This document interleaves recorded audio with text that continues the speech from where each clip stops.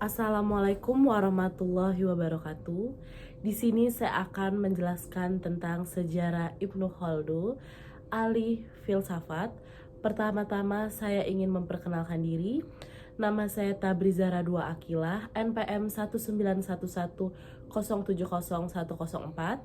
kelas D semester 3, jurusan Pendidikan Islam Anak Usia Dini, Fakultas Tarbiyah Universitas Islam Negeri Raden Intan Lampung. Biografi dan sejarah tokoh filsafat Ibnu Khaldun.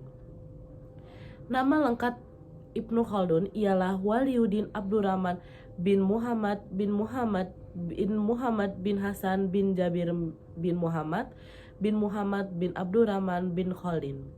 Nasab Ibnu Khaldun digolongkan kepada Muhammad bin Hasan bin Jabir bin Muhammad bin Ibrahim bin Abdurrahman bin Khalid. Beliau dikenal dengan nama Ibnu Khaldun karena dihubungkan dengan garis keturunan kakeknya yang ke-9, yaitu Khalid bin Utsman. Kakeknya ini merupakan orang pertama yang memasuki negeri Andalusia bersama para penakluk berkebangsaan Arab.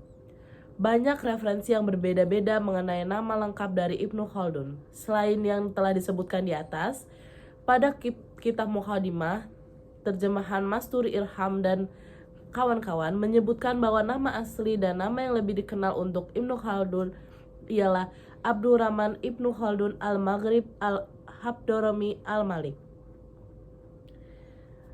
Keistimewaan Muqaddimah merupakan karya yang melejitkan nama Ibnu Khaldun dalam peta peradaban Islam. Buku ini dianggap sebagai uraian yang paling sistematis tentang seluk-beluk ilmu sosial, lantaran pembaca dapat memahami secara mendalam situasi dunia muslim abad pertengahan. Ibnu Khaldun juga diakui sebagai pelopor studi filsafat modern.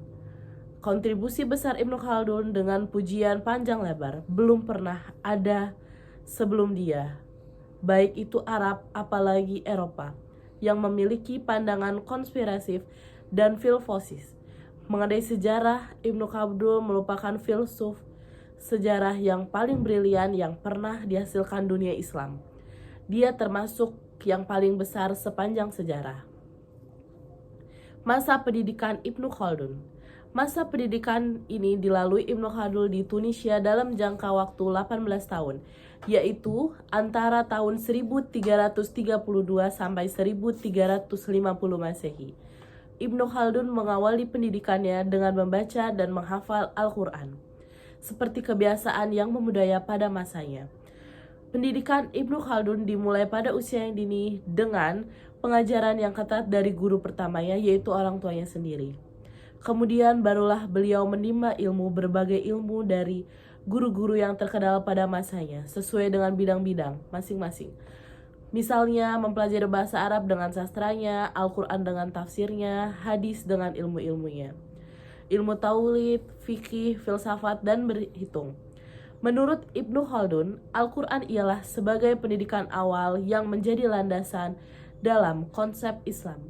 Al-Quran adalah bagian yang paling penting dalam kehidupan seorang muslim, karena merupakan sumber utama pengetahuan dan bimbingan bagi manusia.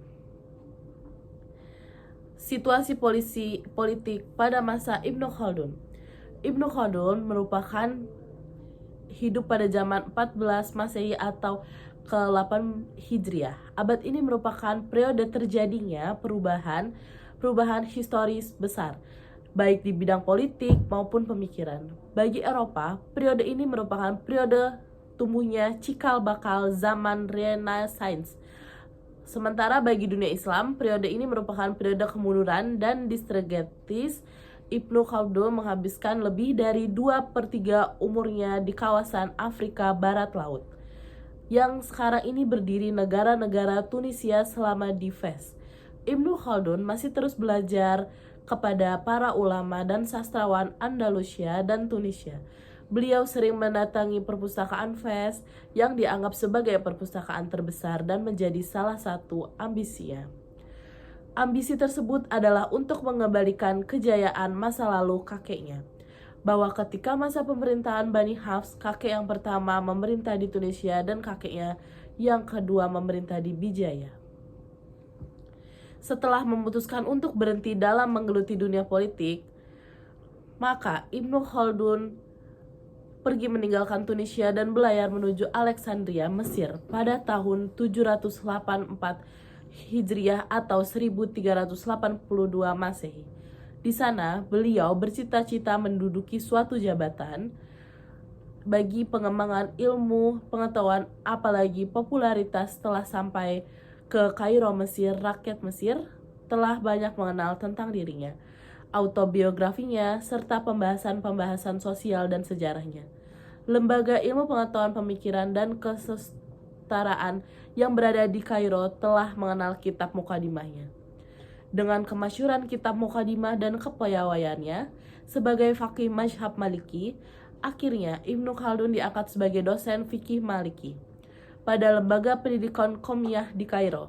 Lalu diangkat pula menjadi hakim agung mazhab Maliki di kerajaan Mesir di saat itu. Namun, kendala utama bagi Ibnu Khaldun ialah persaingan antara para pejabat tinggi dan ilmuwan, khususnya para ahli hukum. Karena itu, beliau berhasil difitnah karena melakukan reformasi hukum hingga dipecat dari jabatan tersebut.